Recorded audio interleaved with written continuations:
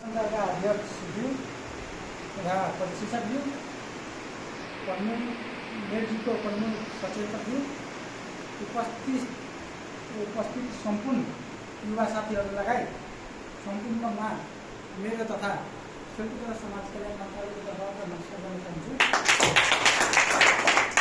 यस नमुना स्थानीय युवा संसद अभ्यास कार्यक्रम विदेश नगरपालिकामा सञ्चालित कार्यक्रममा तपाईहरूलाई स्थानीय तहको कानुन ऐन, नीति निर्माण प्रक्रिया तथा बजेट निर्माण प्रक्रिया बारे प्रयोगात्मक रूपमा अभ्यास गराइएको छ।